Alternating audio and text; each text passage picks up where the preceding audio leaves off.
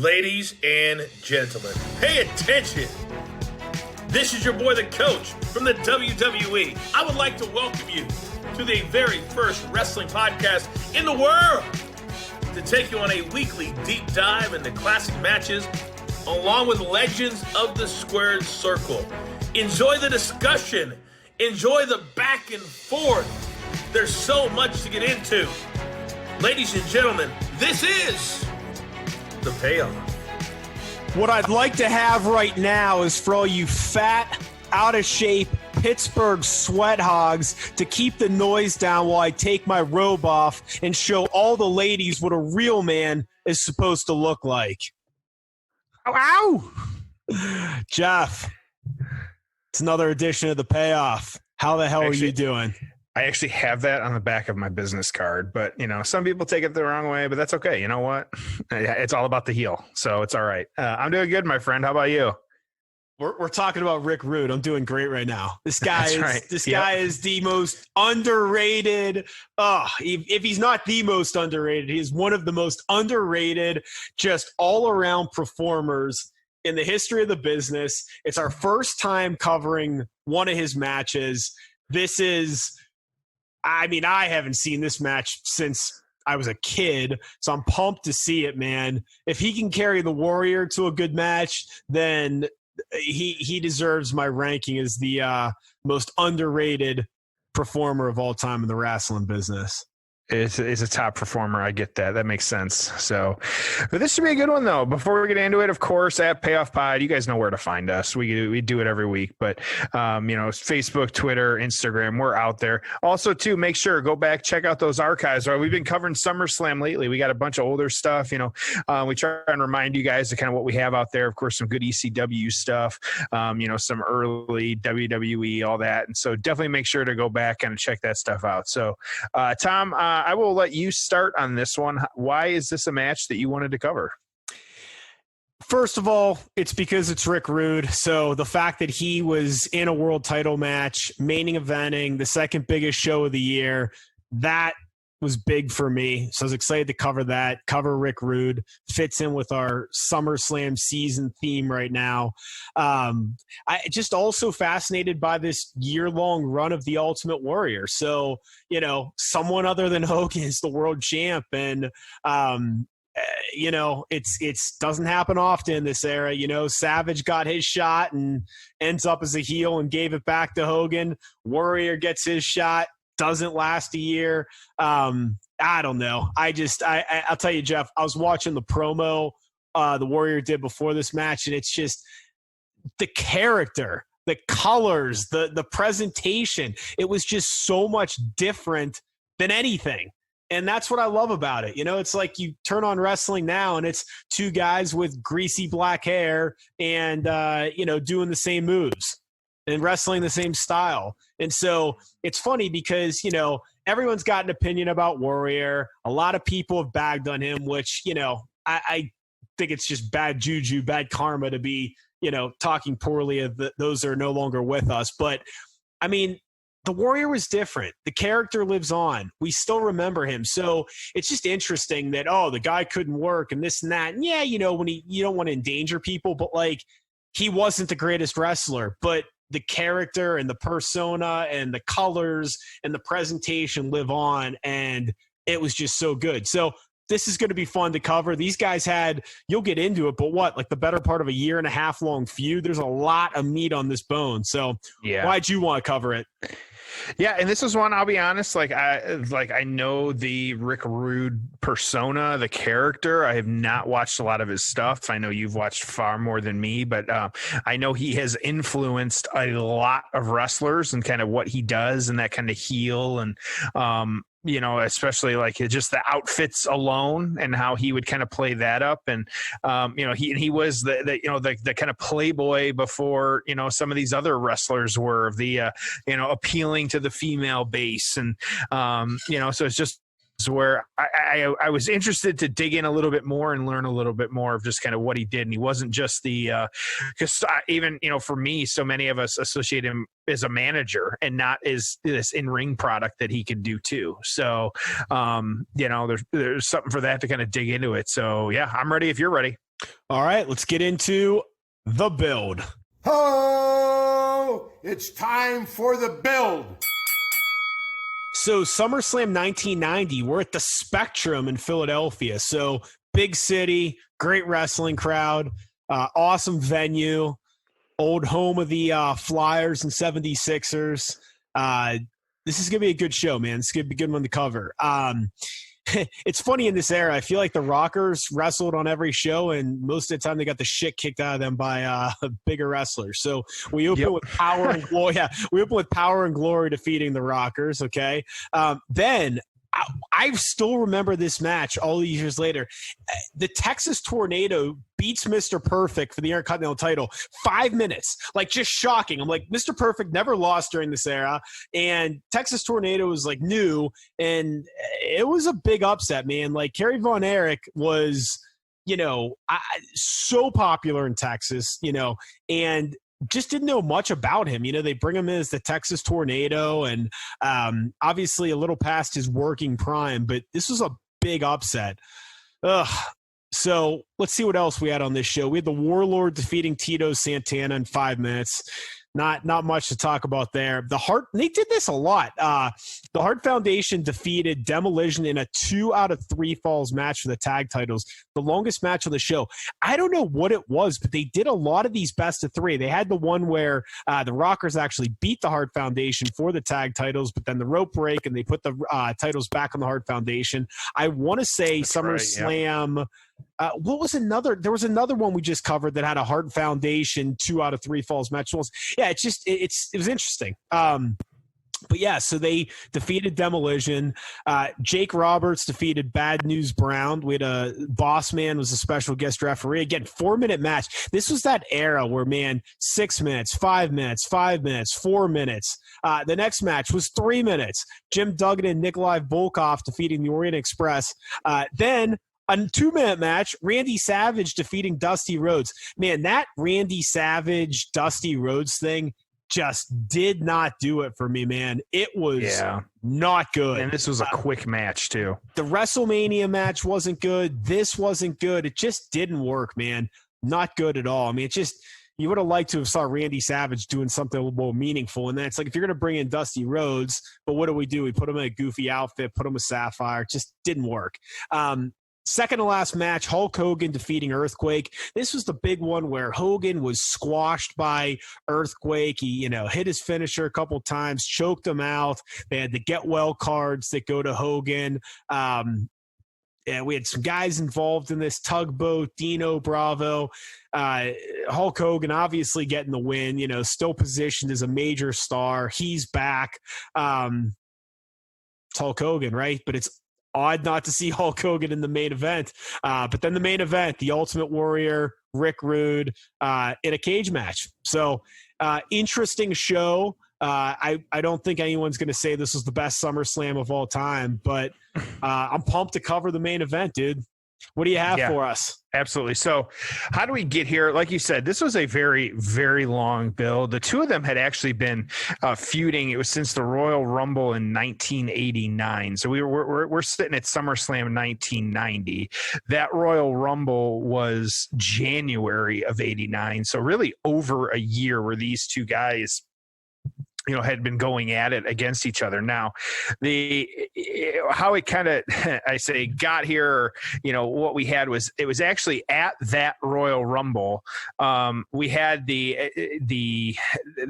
no other way, they called it the pose down, and that the winner would be decided by fan reaction. And so, what was included in the pose down, of course, and this speaks to like both of their physiques and how big they were. So the 4 categories on this one were the two men were judged. You had the double biceps, the best abs, the most muscular, and my favorite category, the medley of poses.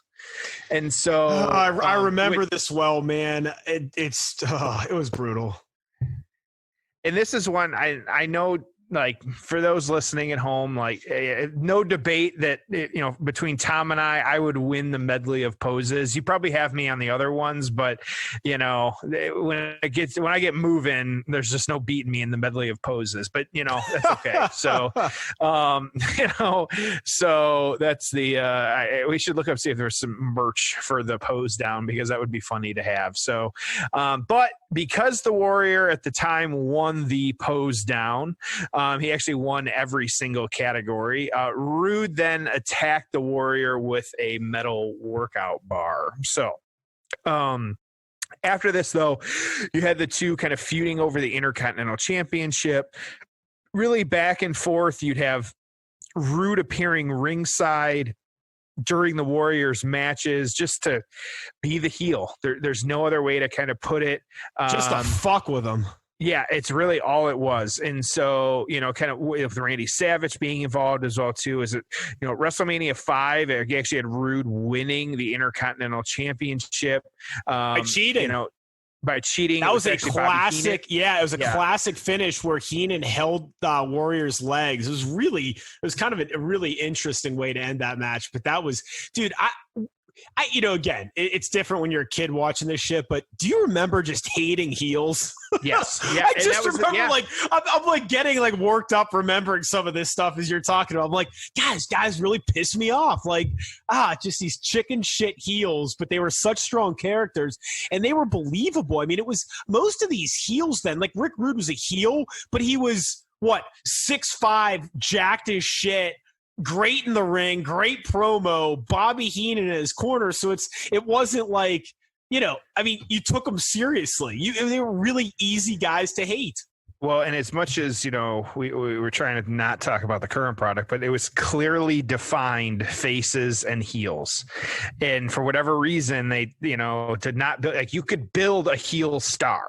You can build a face star. They don't, like Stone Cold was a heel for so much of his run. And he had the face as well, but good versus evil is not a hard story to tell. And that's all it is. Yeah. And we weren't getting that. And So it was actually Rude. He actually won. It was at that WrestleMania 5. They really traded the belt back and forth a little bit there, but Warrior got it back at SummerSlam. But then you had the Warrior, as we've covered before, going on to beat Hulk Hogan at WrestleMania 6, which was that April of this year, 1990.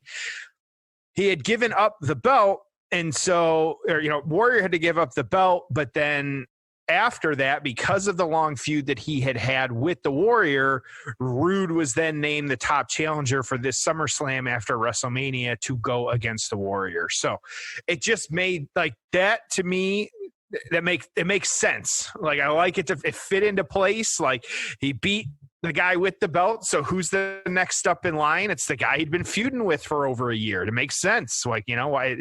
Not that difficult. So no, it's not. You're exactly right. Turning this then eventually into a steel cage match where we get this. So really, really long build, a good build, a lot of good matches on the road to getting to this one. And so didn't really go on much after this, but good stipulation, kind of good build how we got here. And that's what we're going with. So Tom, I'll turn it over to you before we get back into get into the payoff. Yeah, a great build. It was, really long, and there was a lot that happened. And it's just, some of these like iconic moments you still remember. I remember how he cheated to win. I remember the pose off match. Obviously, it was great. So I'm pumped to cover this one. And if you want to watch along with us, it's SummerSlam 1990. So Rick Rude is posing, currently paused on my television right now. We're at the 2 hour and 27 minute mark. So 2 hours, 27 minutes, SummerSlam 1990. We're at the Spectrum in Philly. Jeff, are you ready? I'm ready, my friend. All right, let's jump into the payoff. Ho! It's time for the payoff. All right, dude. Rick Rude just looking jacked AF. Yes, look at the pants. He's got the Ultimate Warrior on his ass, getting punched. Warriors, crowd going ape shit for the Warrior, though. You can see it. You don't even need to hear it. Look at this. This is one of the iconic him running down.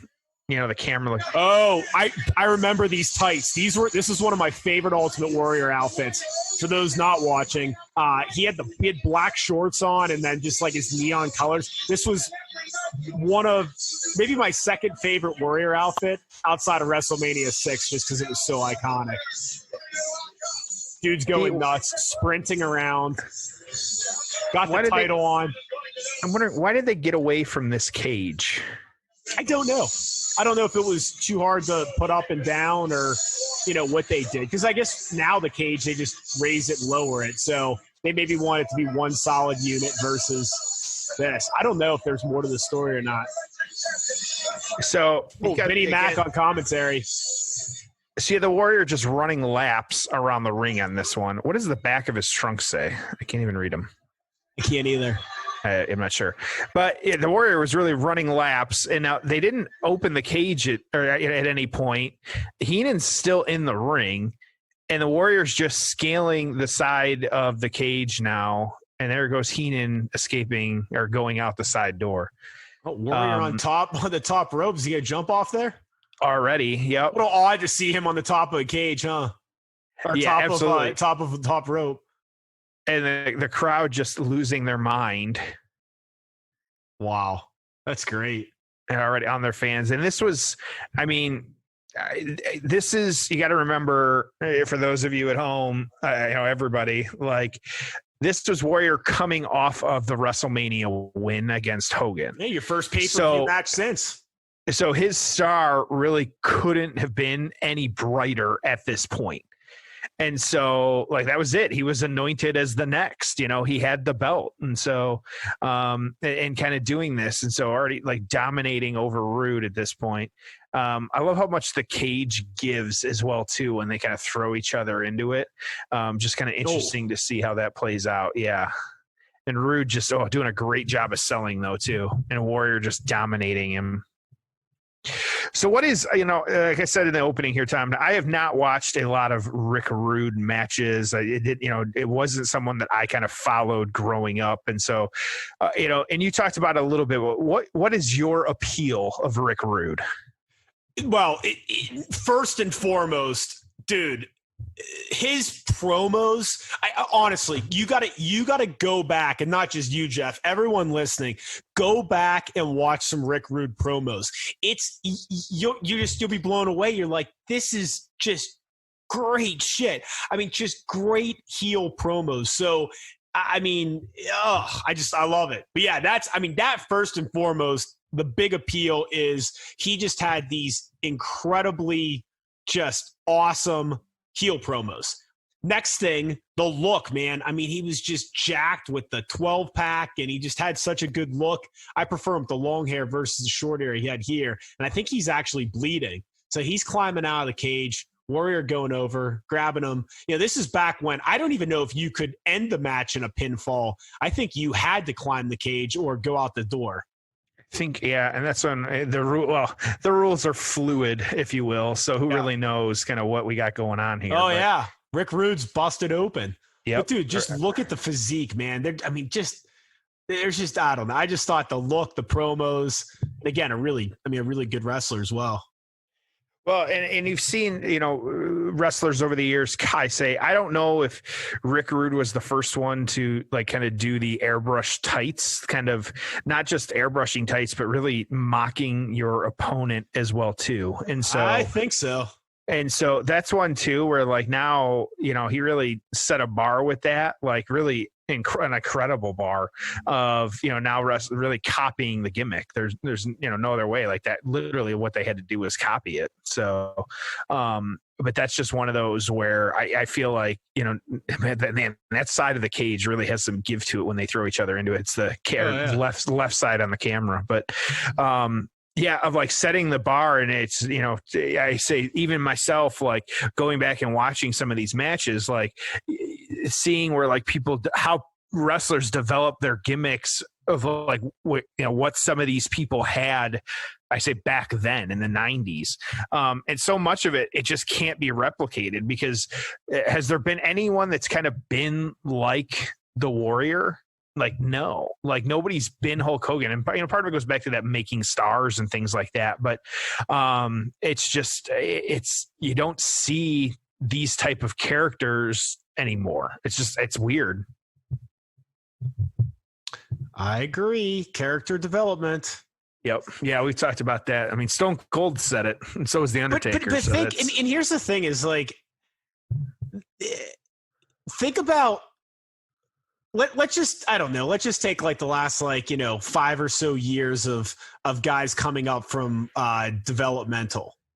Think about how many of them, like, and again, you've heard me say it on here before, but it's like you got a talent like Roman Reigns, and you don't do anything with him. Oh, we're gonna call him Roman Reigns. We're gonna create a fake name, and you know, it's like these guys don't have characters. Dean Ambrose, Seth Rollins. I mean, like what were their characters? And so, like, you had these like super talented guys. They've got the look. They can do everything in the ring. They've got some personality in real life, but I mean, back then, dude, it was like Dusty Rhodes down in Florida Championship Wrestling going, oh, let's call you Dean Ambrose, you know? Ha ha. Like, that's how they created characters, was just, you know, some guy in his 60s coming up with names that gave him a good chuckle. Like, that's how Seth Rollins got his name. So there was no character development. So you have this like group of guys where, I mean, they don't have characters. They're just all kind of look the same, work the same, act the same, versus, again, you have like a Rick Rude. I mean, this super cocky heel that, you know, is like a ladies' man, but he's not nice to anyone. And the Warrior, I mean, look at that gimmick, you know? So, now Rude all the way up to pretty much the top. Oh, way up the top. At the whole top of the cage. Are you kidding me? He is the very top. Oh, man. Axe handle came down on him. I wasn't expecting that. That was, impressive.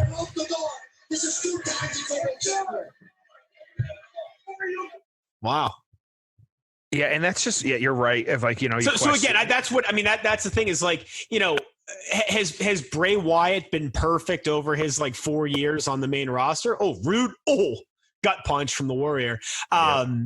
Has Bray Wyatt been perfect in his, 6-year run on the main roster? No, but at least it's unique. At least it's a character. At least they tried.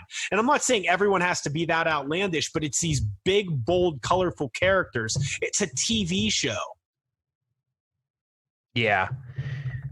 And that's just, and when we see though, oh boy, and Heenan slamming the door on the Warrior. Wow. Oh, what you can't cover him. Man. Yep. Answering our question. There you go. Yeah, well, there you go. Wow. And that's just one, yeah. Well, and when we see flashes of those characters nowadays, like it goes over really well. Like the Fiend went over extremely well until they gave him the belt and shit all over it. Like, you know, and there's just so many of those over the years, like you could point to where, you know, either, not micromanaging the character, or, you know, over involvement of trying to figure out what to do with the character, or, you know, so many of them, he still to this day doesn't need the belt as the Fiend. Like it was never a thing. It didn't need to be a thing. And so, you know, some of these guys, like the characters, so you've got Heenan now trying to pull Rude out of the cage and Warrior pulling his legs back into the cage. Why the ref doesn't? Oh, we've got bare ass of Rick Rude. Oh my goodness, there was a lot of man there. That was, luckily the camera was not pointed in that direction. Oh, Warrior going after Heenan. He's got him in the cage. So Heenan, we about to get a Heenan bump here. Oh yeah. Oh, taking the bump too. And Heenan's been on record of saying the Warrior just beat the shit out of him too. Not surprising. You could see it there. Oh, yeah. God. Oh, geez. Pretty good bump by Bobby Heenan. Like, he wasn't a spring chicken at this point. What was Heenan at this point? 55? God, yeah. So that's a great question. I'll have to look it up. But yeah. Here, I'll look it up right now. Doing that. So, and you've had Rude's been bleeding this entire match. He's still kind of giving it a go. If there wherever the blade job was, we definitely missed it. He did a good job of covering it. You've got so Heenan was only 47 at this point. 46. But still, not no spring chicken. You got the Warrior using the power of the ropes now. Like, here we go, just no selling, taking the shots, and Rude trying. Just taking clotheslines. Three clotheslines. There you go. Yep. It's a pretty good match. I've said it before. Sometimes it just takes a little while to get cooking, and this one took a little while to get cooking. But now that it's good stuff. Yeah. There we go. Going for the power slam. Oh.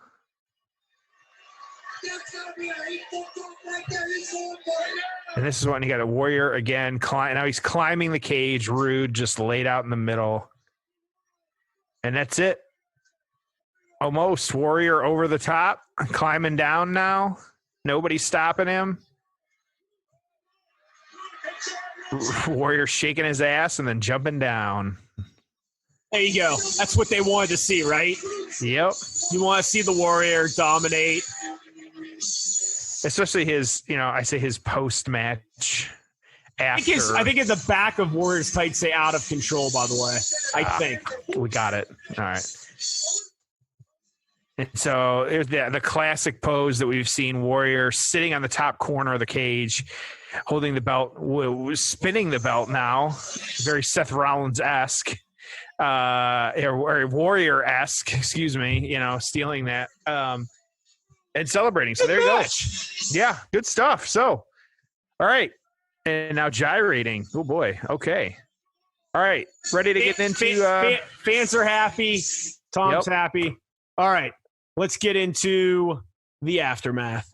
Ho! It's time for the aftermath. All right. Initial thoughts.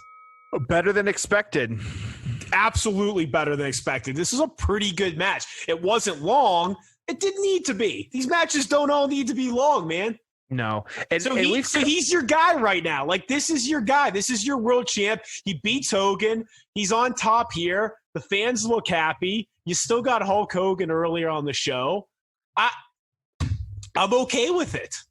No need to complain about it, right? Yeah, absolutely. but it's again, that so much of this era though was what's going to draw on the house shows, what's going to pay-per-view to a lesser degree, but it seemed like the Warrior worked. I don't know how I would have booked it differently, but I would have liked to have seen the Warrior have a little bit longer of a run. I don't know, maybe Hogan Slaughter's not for the title. Maybe we get, it would have been cool to see Warrior Hogan again. And I know I've said this on here before, but it's just interesting that in previous eras, like especially this era, call it like the first, 8 or 10 WrestleManias, they just didn't do the rematches. Yeah. Okay. WrestleMania 9 and 10, we got Brett and Yoko. But before that, you just didn't get a lot of rematches. Even when it was like WrestleMania 3, you had Savage and Steamboat. They didn't go back to it at 4 in that tournament, which would have been cool. You got Hogan and Andre again, but it was on the undercard. They didn't, it wasn't the main event again. They did the tournament. Hogan Warrior, you never really got the rematch, and I guess WCW you did, but that might be an infamous match when we cover. But yeah, it's just you didn't get some of these, and you just wonder. Again, I know that like Survivor Series, the attraction was the Survivor Series matches, but you just have to wonder, what if we would have gotten Hogan Warrior 2 at SummerSlam or at Survivor Series, and you never really got a lot of these rematches, which is interesting. Yeah, absolutely. And so it just how it played out. And Warrior, we'll talk about it in a second here. It's had a nice run with the belt. Like sometimes that's just kind of all you need type thing. And so that was good stuff. So yeah, what kind of happened? Where did we go after this? The following pay-per-view, you had the Survivor Series, Warrior getting involved. In that one, you had the Ultimate Warrior, LOD, and Kerry Von Erich. They beat the perfect team, and Mr. Perfect Demolition.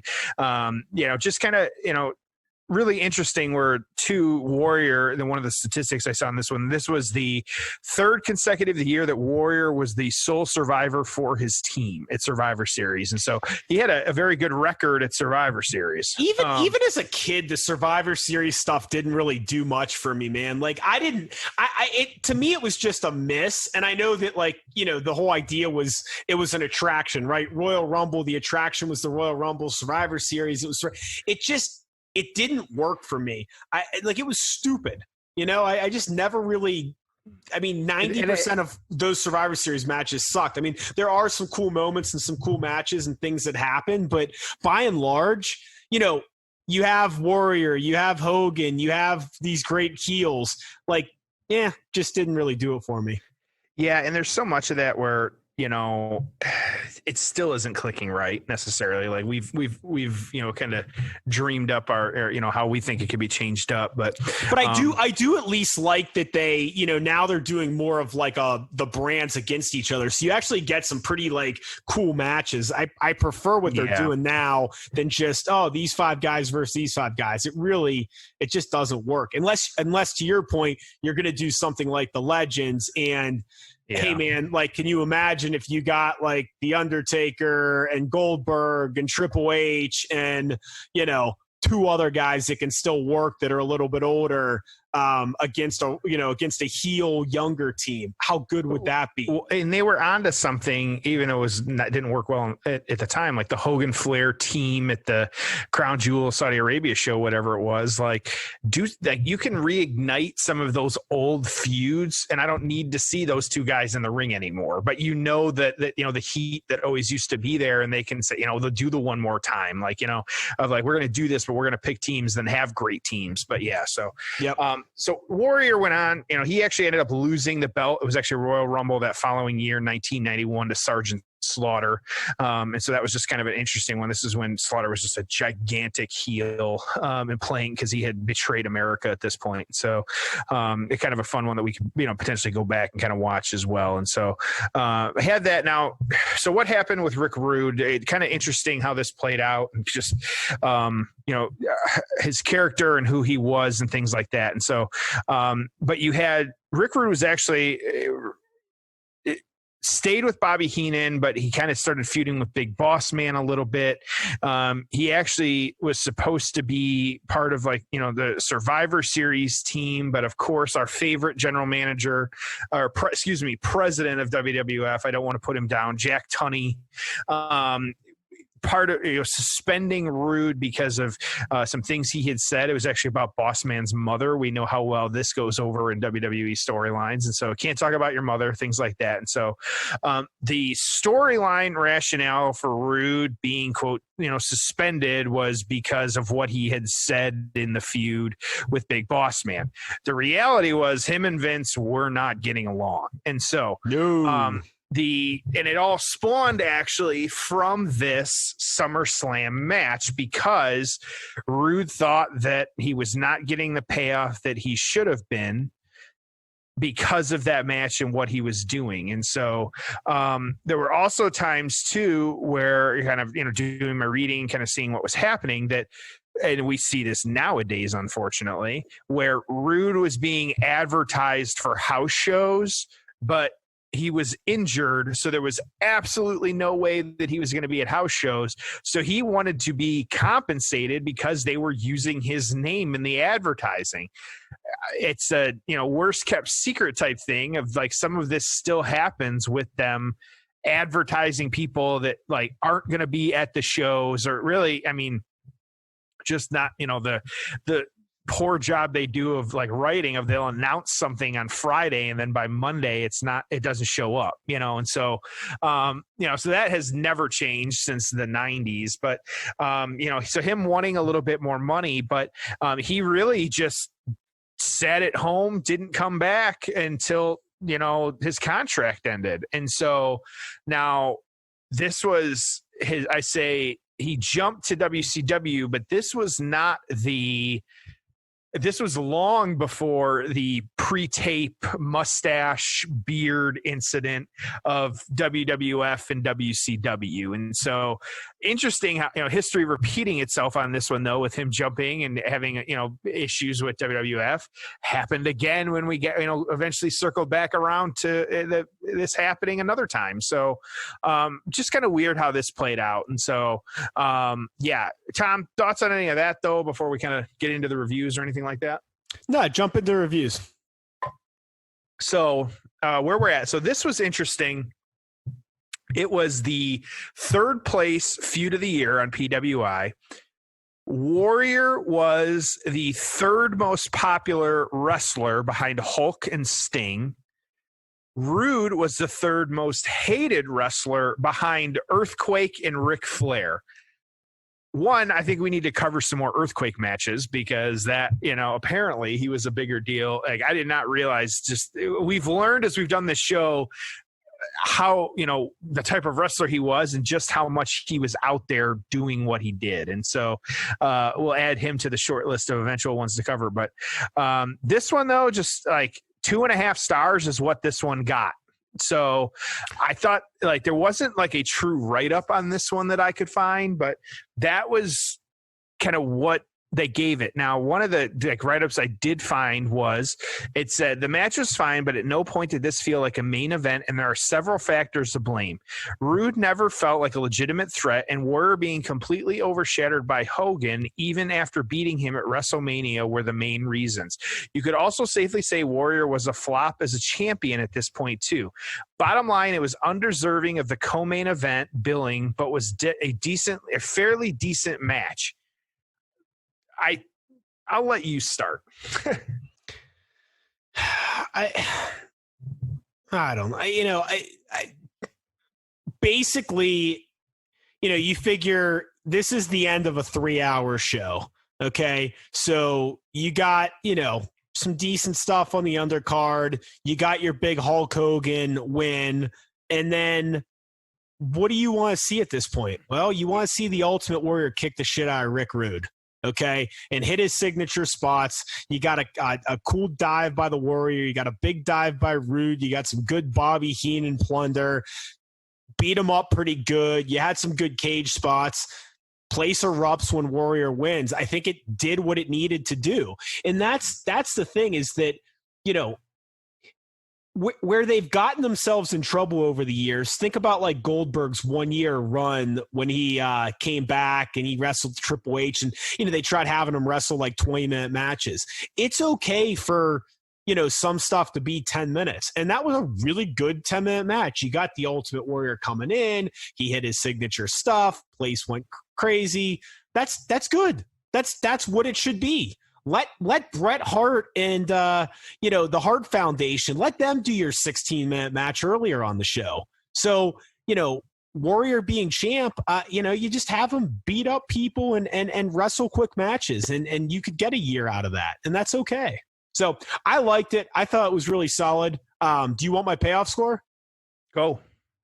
I am going to give this a 6.5, which is good. It was good. I mean, there was a lot to the build. It's funny. You miss those like great vignettes that we get now. Like how good would have been before this if you really saw this like year plus long feud. They could have really. You would have been really psyched to see this match if they had like today's video packages associated with it, because there was a lot of really good build and a lot of really good stuff. So, but yeah, the build was good. Again, 6.5, a strong 6.5. It was fun. You go watch it. It's a short match, and it was cool seeing the Warrior. How many big Warrior world title matches did you have? I don't know. You had him beat Hogan. You had this. You had obviously the title match he lost to Slaughter. How many other ones were there? There were on house shows, but you didn't see much. So it's just crazy how a guy could be champion for 9 months, and you're like, well, what were some of his big matches? Now you'd rattle off like 7 or 8 defenses in 9 months probably, but back then you didn't. There wasn't a lot that happened. No, and this is I'm going to give it a 6. Yep. I think that it is it's interesting because even in like that, like kind of review that I found, like I think it totally ignores the feud that they had. because in regards to when you look at the feud and how long they had been feuding, like, yeah, he took some time off, quote unquote, to beat Hogan, but then he got right back into a feud that he was having before all this happened. So from a storyline stance, it makes sense that Rude was the next guy up. And so, like, I appreciate that. Was there a ton of action in the ring? No, there really wasn't. And was there anything that really came of this after the fact? No, like, that was it. But at the same time, like, you know, the automatic rematch clause wasn't a thing. And like, we didn't get a whole bunch more matches between the two of them, which we didn't need it. Like, if this was the kind of the final burn to their feud, I think it's being that stopping point, it was good. And so, and I don't see any reason why, while the match itself, it's not going to blow anybody away, but it was something that was different at the time because you weren't getting a lot of steel cage matches. And it was between, really, like you said, it was the Warriors' first big defense after he beat the biggest guy in the industry. So, there's something to be said for all of that, which I think kind of adds to just the aura of this match. So, yeah. Okay. Good stuff. All right. Final thoughts, my friend? No, enjoyed it. It's fun. Go watch it. Yeah, that's all we can say. And of course, at Payoff Pod, you guys know where to find us: Twitter, Instagram, Facebook, all that good stuff. So, Tom, you got any a good finisher here to send us home? No, I cut my Rick Rude promo at the beginning. That did it for me, man. Well, go. That's there. There's your homework. There's your extra required reading from Tom and Jeff. Is go watch some old Rick Rude promos and tell me that he wasn't underrated and absolutely fantastic. That's the way to do it. There you go. All right, Sweat Hogs. As always, thank you for joining us on The Payoff.